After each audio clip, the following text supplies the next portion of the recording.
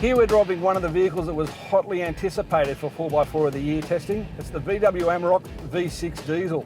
Like the 4-cylinder Amarok with an automatic transmission, it's the 8-speed ZF gearbox, and it's backed by a single range transfer case with full-time 4-wheel drive.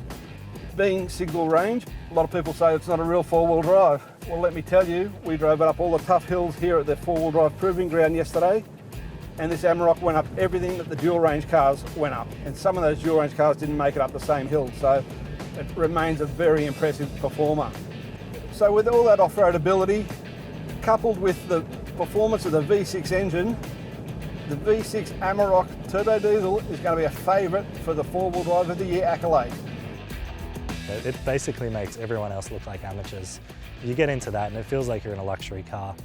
I did about 9 hours coming down from Sydney to the proving ground down here in Melbourne. And I could have been in anything, I could have been in a luxury Euro sedan and I wouldn't have noticed. That engine, I tell you what, I'm a little bit of a petrol head at heart.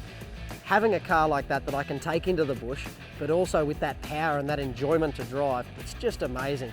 It's on song all the time and it's always got the power to pull away.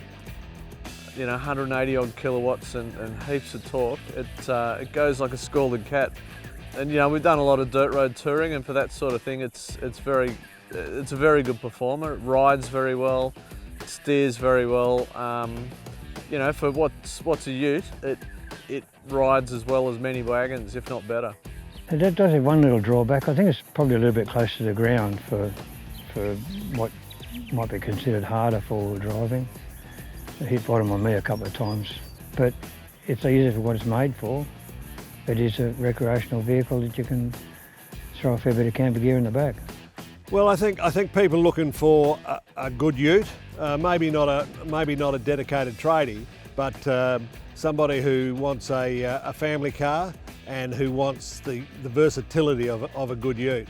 And I think the Volkswagen is probably the most car-like of the dual cab utes that are on the market today, and yeah, it's just a really nice performer.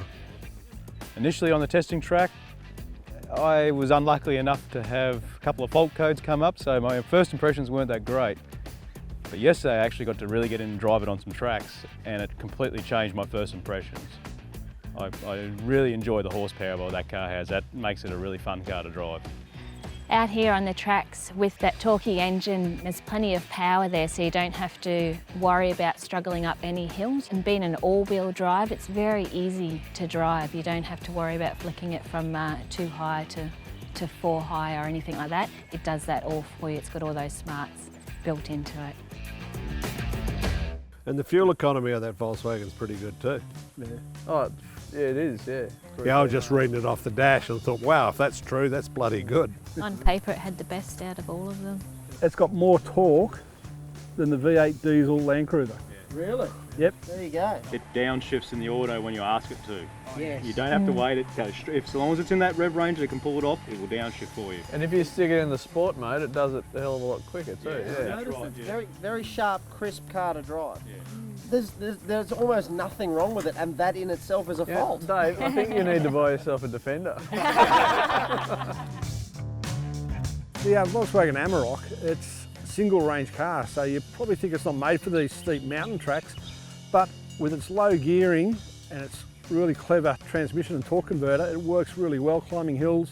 The traction control is beautifully calibrated. A lot of people won't believe that, but you come out here and do it and it stuns you how easily the car does the work.